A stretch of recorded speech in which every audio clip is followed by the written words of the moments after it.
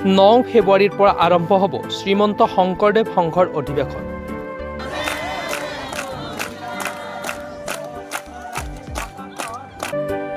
মাজত মাথো আৰু কেইটামান দিন বাকী। কেইদিনমান পিছতে মহাপুৰুষজনাৰ ভক্তিৰসত বিলীন হ'ব সমগ্ৰ ৰঙিয়াবাসী।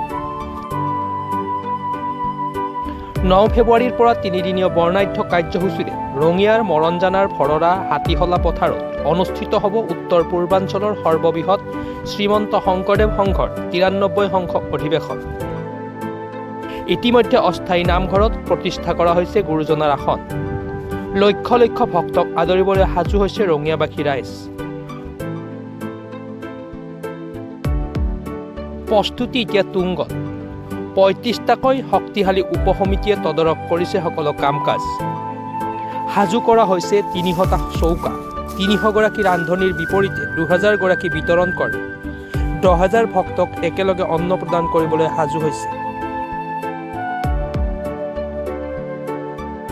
দিন ৰাতি একাকাৰ কৰি এতিয়া সকলো ব্যস্ত অধিৱেশনৰ কামত। অপেক্ষা মাথো 9 ফেব্ৰুৱাৰীলৈ।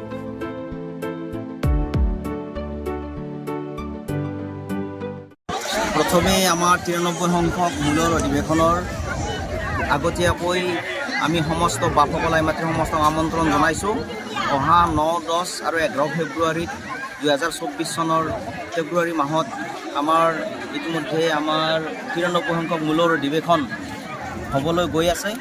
সেই সমস্ত বাপসকলক আমি আমন্ত্ৰণ জনাইছোঁ। ইতিমধ্যে আমাৰ সকলো কাম প্ৰায় 95% আমাৰ সুসম্পাদন হৈছে আৰু 5% বাকী আছে। সেইখিনি আমাৰ 2 দিনৰ ভিতৰতে সুসম্পাদন হ'ব বুলি ভাবিছোঁ। আৰু ইয়াৰ জৰিয়তে সমস্ত অসম তথা ভাৰতবৰ্ষৰ সকলোকেই আমি উক্ত অনুষ্ঠানলৈ আমন্ত্ৰণ জনাইছোঁ আপোনালোকৰ চেনেলৰ জৰিয়তে। জয় গুৰু শ্ৰীমন্ত শংকৰ কৃষ্ণ।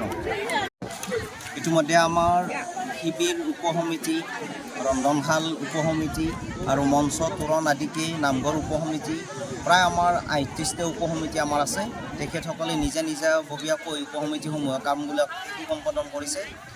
আৰু ইতিমধ্যে ভোজনালয় গৃহত দৈনিক প্ৰায় আমাৰ 4,000-3,000 ভকত বৈষ্ণৱে মহাপ্ৰসাদ গ্ৰহণ কৰি আছে। আৰু আহি থকা দিনতো যাতে ইতিমধ্যে আমাৰ ভাৰতবৰ্ষৰ বিভিন্ন প্ৰান্তৰ পৰা বাপসকল আহিব, আইমাতৃসকল আহিব, সেই সকলোকে যাতে আমি সুন্দৰভাৱে আদৰিব পাৰোঁ তাৰ আমি প্ৰয়াস কৰিছোঁ। আৰু দেশৰ ৰাষ্ট্ৰপতিগৰাকীও আমাৰ মাজত উপস্থিত হ'ব।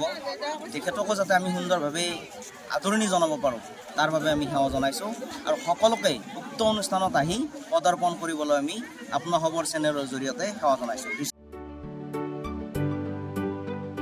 চাংচাৰীৰ পৰা খৰ্গেশ্বৰ নাথৰ ৰিপৰ্ট, প্ৰাতঃ টাইম ডিজিটেল।